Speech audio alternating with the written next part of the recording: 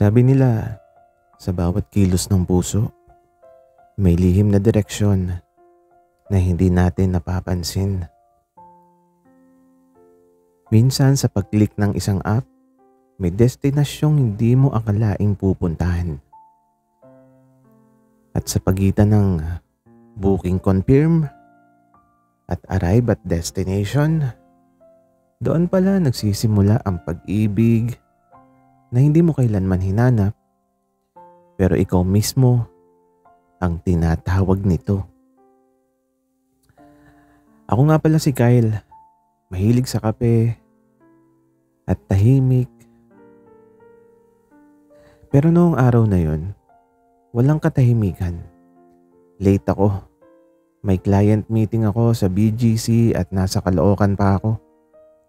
Kaya ayun, grab agad. Pagbukas ko ng app, lumabas yung pangalan ng driver. Henry. 4.98 stars. Chatty but friendly. Napakunot lang ako ng noo. Kasi gusto ko sana yung tahimik lang, pero sige na nga, basta makarating ako. Pagdating ng kotse, nagulat ako. Hindi ko alam kung dahil sa hangin o sa liwanag ng araw, pero ang gwapo ni Kuya Henry. Medyo moreno, maamo yung mata. May konting dimples at yung boses parang galing sa FM radio. Hi, Kyle. Sabi niya habang ngumiti. Opo kuya. Sabi ko, pero sa isip ko sana everyday may ganitong booking. Habang umaandar kami, siya na yung nagkwento kung saan siya galing, kung gaano siya ka-addict sa coffee jelly, at kung paano siya minsang nasabihan ng pasahero na mukha raw siyang artista. Siyempre ngumiti lang ako, pero sa loob-loob ko, oo nga naman. Medyo. Maya-maya sabi niya, sir, parang antok ka. Gusto mo ako muna yung magkwento para hindi ka maboard? At doon nagsimula yung pinakamasayang biyahe ng buhay ko. Hindi ko na maalala kung paano napunta ang usapan sa mga paboritong pagkain, mga ex, at mga pangarap. Pero ang alam kong pagkatapos noon, hindi na siya simpleng driver lang sa paningin ko. Kasi sa bawat tawa namin, may rhythm na parang sinulat ng tadhana. Pagbaba ko sa BGC, nagulat ako nung sabihin niyang, Sir Kyle, kung gusto mo, ako na ulit yung mag-pick up sa'yo mamaya. Napangiti ako. Sabi ko naman, sige, Kuya Henry. At itong ngumiti siya. At sa ngiting yun, parang alam kong hindi na simpleng booking yung kasunod nito. Parang subscription ng puso ko sa kanya. Sabi nila kapag araw-araw mo nang hinahanap ang boses ng isang tao, baka hindi na lang siya basta kausap, baka siya na yung simula ng konsensya ng puso mo. At sa bawat good morning, unti-unti kong nare-realize, masarap pala yung may inaabangan. Bago pa man magising ang araw. Simula nung unang biyahe namin ni Henry, parang naging routine na namin ang isa't isa. Araw-araw siya na nag-aalok, maghatid at sundo. Kahit hindi na via app. Libre na to, Kyle. Pero kailangan mo ako samahan magkape mamaya. Sabay ngiti niyang may kasamang kindat. Syempre, sino ba naman ako para tumanggi sa libreng kape? At sa lalaking mas matamis pa, sa creamer. Umabot kami sa cafe na paborito raw niya. Yung tipong may mga halaman sa gilid, may acoustic music, at amoy cinnamon ng hangin. Dito ako lagi nagpapahinga pagkatapos ng bookings, sabi niya. Pero ngayon parang gusto ko na dito na magtagal kapag kasama kita. Bigla akong natigilan. Hindi ko alam kung joke ba yun pero yung ngiti niya seryoso. At sabi ko naman, alam mo Henry, yung tibok ng dibdib ko parang ang weird no. Sa dami ng driver ikaw pa yung nabook ko. Hindi weird yun, tadhana yun. Kasi minsan si App lang yung paraan ni Lord para mag-connect yung dalawang tao. Wika niya. Napatawa ko. Pero sabay din kinilig. Ganyan si Henry, magaling sa punchline. Pero minsan yung mga salita niya, tumatago sa kaluluwa. Pag uwi ko, nag-chat siya. Next time, ako pa rin. At ang sagot ko, hindi na kita ibubuk, Henry. Bakit? Text niya. Kasi next time, ikaw na yung gusto kong hintayin. Hindi na yung app. At doon nagsimula ang hindi planadong routine. Isang umagang may kasamang tawanan, kape, at konting kilig sa bawat biyahe. Sabi nila, ang mga simpleng sandali, yung walang plano, walang direksyon, madalas, yun pa ang nagiging daan ng mga alaalang hindi mo makakalimutan. At minsan sa gitna ng katahimikan ng parking lot, may tibok ng puso na mas maingay sa makina ng kotse. Isang gabi, bigla akong tinext ni Henry. Kyle, gising ka pa?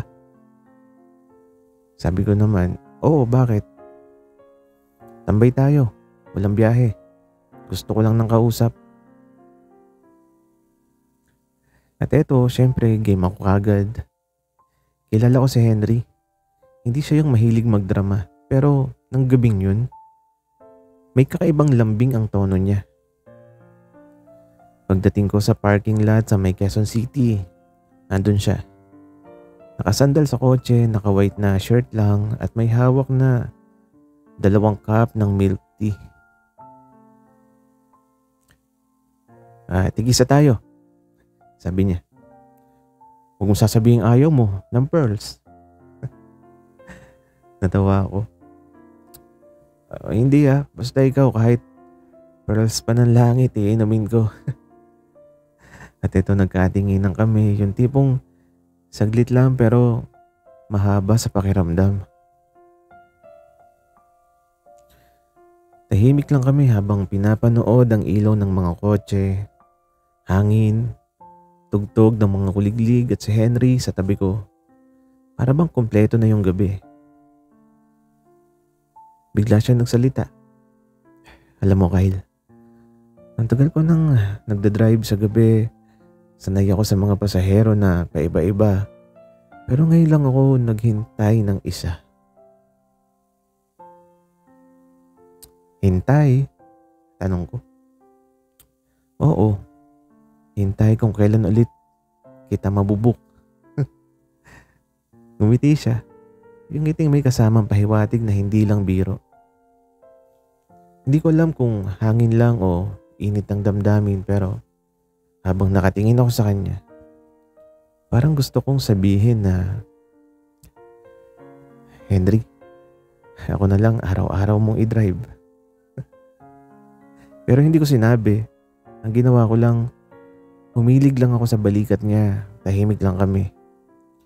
At sa unang pagkakataon, maramdam ko ang tibok ng puso niya at yung sarili kong tibok magkasabay na tumatakbo, parang 2 gulong sa isang biyahe ng tadhana.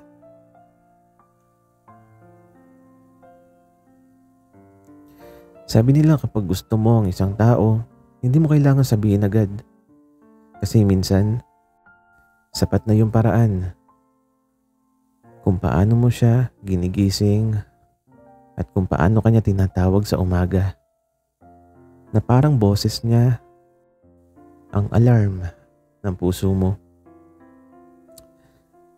6 a.m. tumunog yung phone ko. Akala ko alarm pero si Henry pala. Gising ka na? Sleepyhead?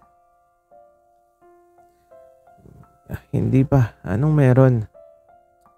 Kain tayo ng almusal. Sagot ko. Labas ka na. Nandito ako sa tapat. Pagdungaw ko sa bintana, ayun siya. Nakasandal sa kotse. May ngiting pang araw. Walang suit na cap. Medyo magulo yung buhok. At yung simpleng t-shirt niya. Bakit parang sa kanya lang bagay? Sumakay ako, bit-bit ang ngiti at antok. Ang aga natin na, sabi ko. Masarap kasi kumain kapag may kasabay sagot naman niya. At sa tono ng boses niya, parang hindi lang pagkain ang tinutukoy. Habang umaandar kami, sinasabihan kami ng sikat ng araw.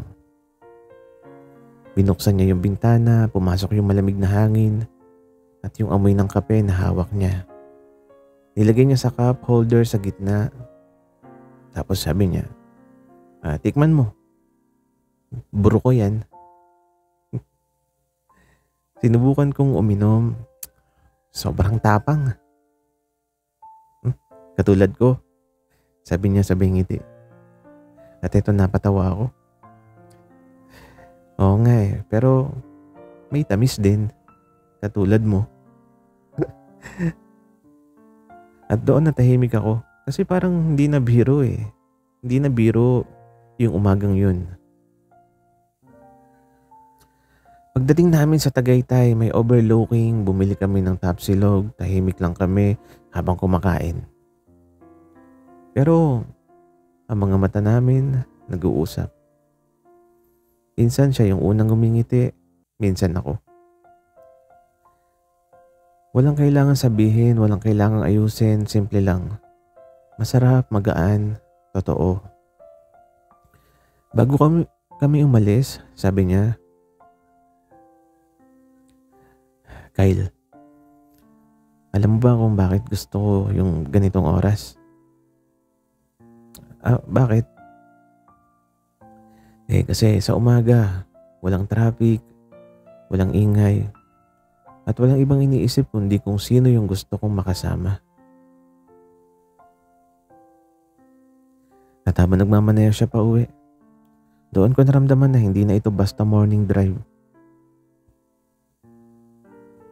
Ito na yung simula ng araw na hindi ko na gustong matapos.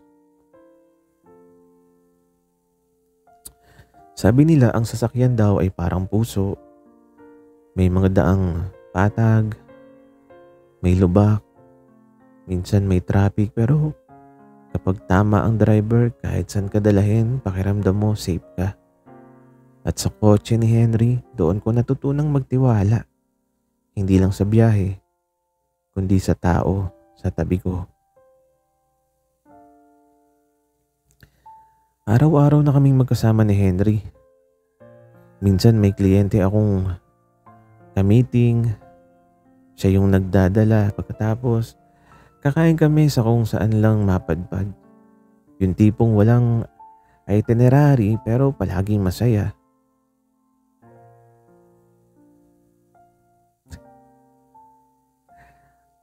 Ang saya ko kapag kasama kita. Sabi niya minsan habang nagdadrive. At ang sagot ko naman, kasi ikaw yung driver. Bakit? Ikaw lang naman yung marunong magmaneho ng araw ko.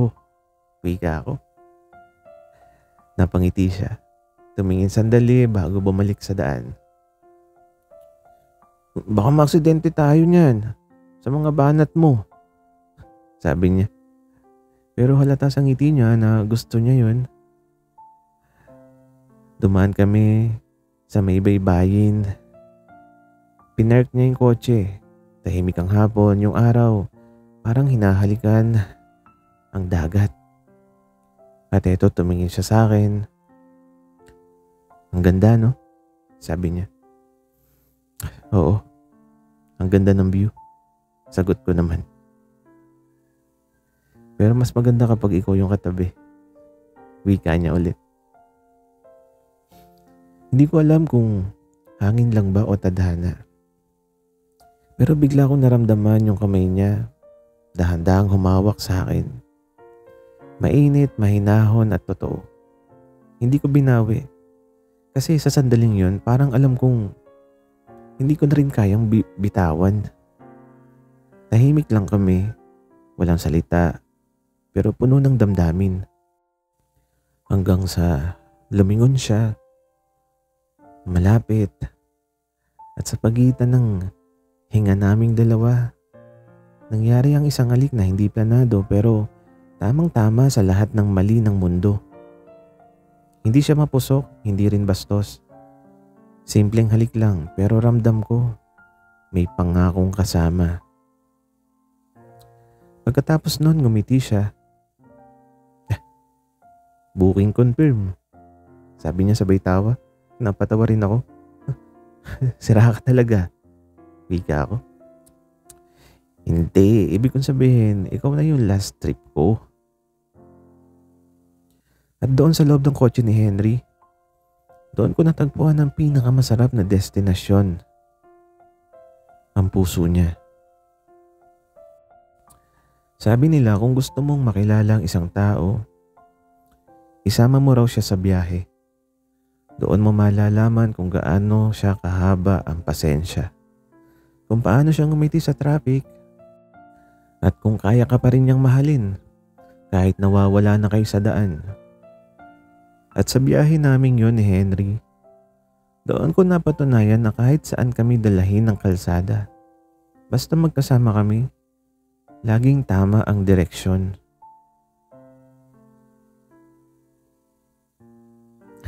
Ready ka na? Tanong ni Henry habang inaayos ang bag sa likod ng kotse. Siyempre, basta may baon tayong kape at pandesal, game ako. Sagot ko. Umiti siya. Akong bahala sa kape, ikaw sa tawa. Unang stop namin, gas station. Sabi ko, bakit ang tagal mong magpagas? At ang sagot niya, kasi gusto ko puno tayo bago umalis. Pati puso mo. Napailing ako pero totoo, nakakakilig pa rin. Habang umaandar kami papuntang Batangas, nagpatugtog siya ng mga OPM love songs. Kinanta namin, sabay, minsan mali yung tono, minsan sablay sa lyrics, pero sa bawat tawa namin, parang may music na mas totoo kaysa sa kanta. Pagdating namin sa beach, naglatag kami ng banig. May dalang adobo, chips at saka soft drinks. Walang masyadong plano, sabi ko. Yun nga mas maganda eh. Kasi ang plano ng puso, hindi kailangan scripted. Wika niya. Kaya ito, naglaro kami sa buhangin, nagpicture, nagkulitan. Yung tawa niya parang alon, tuloy-tuloy, masigla, at hindi nakakasawa. At habang pinagmamasdan ko siya sa ilalim ng araw, naisip ko, grabe, ganito pala yung feeling kapag ang kasama mo, mahal mo na talaga. Pagsapit ng dapit hapon, tahimik lang kami, nakaupo sa harap ng dagat.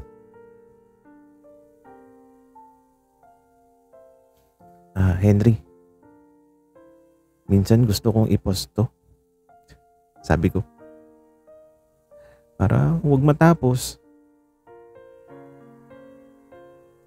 At ang sagot niya, hindi ko kayang i-post pero kaya kong ulitin. Basta ikaw pa rin yung pasahero. At doon sa biyahe namin puno ng tawanan, halakhakan at mga sandaling parang pelikula. Naintindihan ko na hindi ko na kailangang mag-book ulit ng ride. Kasi si Henry na yung biyahe ng buhay ko.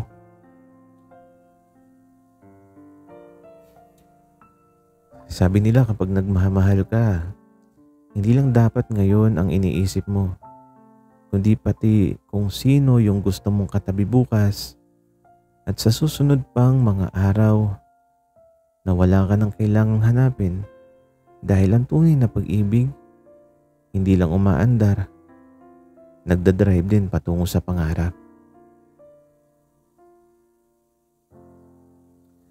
Gabi noon, nakapark kami ni Henry sa may tulay na tanawang ilaw ng syudad. Tahimik, malayo sa ingay, pero puno ng mga salitang gustong ko mawala. Alam mo, Kyle, sabi niya habang nakasandal sa manibela, pangarap ko dati na magkaroon ng sarili kong transport company. At eto, napangiti ako. Talaga ba? Sabi ko. Oo, hindi lang para yumaman, kundi para makapagbigay ng trabaho.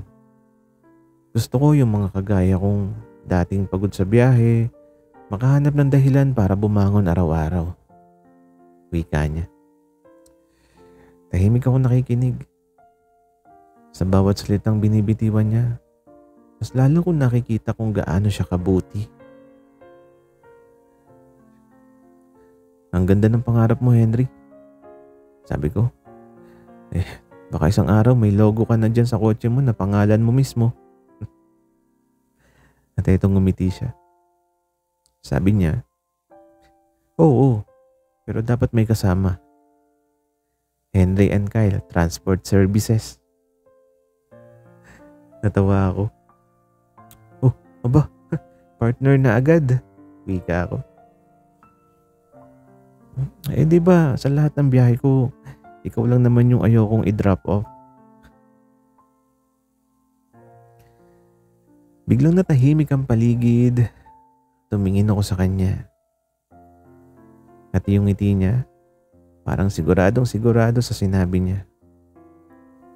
Kinuha ko yung kamay niya, hinawakan ko ng mahigpit.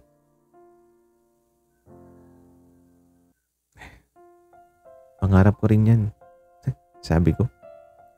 Hindi yung business kundi yung manatili kang kasama kahit saan tayo mapunta.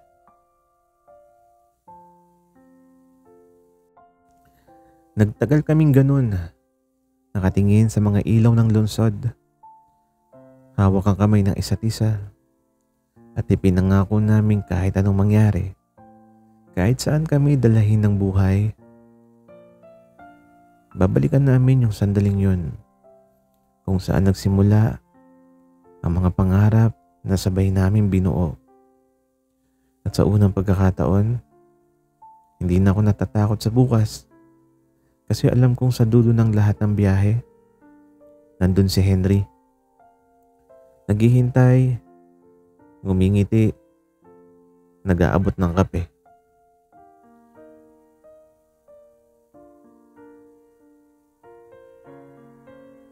Sabi nila, lahat daw ng biyahe may destinasyon. Pero ako, natutunan kong may mga biyahe ring hindi mo kailangang tapusin. Kasi mas masarap yung patuloy mong tinatahak.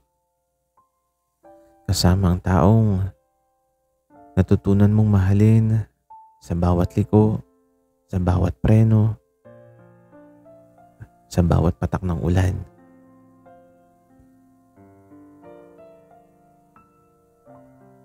Makalipas ang 3 taon, maaga pa rin akong gumigising. Hindi na para mag-book ng ride, kundi para magtimpla ng kape para kay Henry. Na ngayon ay may suot ng polo shirt na may logo naming dalawa. HK Transport and Tours. Oo, natupad namin yung pangarap. May 5 na kaming sasakyan, may mga driver, kaming masaya sa trabaho. Pero higit sa lahat, natupad namin yung simpleng pangako na kahit saan kami mapunta, hindi namin kakalimutan kung saan nagsimula ang lahat. Minsan tinutokso ako ng mga tauhan namin. Sir Kyle, kayo po ba yung unang booking ni Sir Henry? Ngumiti lang ako at sabi ko, oo, ako rin ang huli niyang pasahero. Sabay tawa ni Henry sa likod. Tama yan kasi si Kyle, lifetime passenger na. At sa bawat tawa namin, sa bawat simpleng araw na parang pelikula pa rin, naiisip ko, minsan pala, hindi mo kailangang hanapin ang love story mo. Kasi minsan, siya mismo ang magpa-pop up sa screen mo. May pangalan, may ratings, at may ngiting hindi mo na mabubura. Ang pag-ibig parang biyahe rin. Minsan matraffic, minsan mabilis. Pero kapag nahanap mo na ang tamang kasama, kahit saan ka dalahin ng kalsada, sigurado kang laging may uuwian. At yun ay ang mga bisig ng taong minamahal mo. Mula sa unang booking hanggang sa huling pag-ikot ng gulong ng panahon. Booking complete. Love confirm. Sana'y nagustuhan nyo ang aming kwento. Maraming salamat sa inyong pakikinig.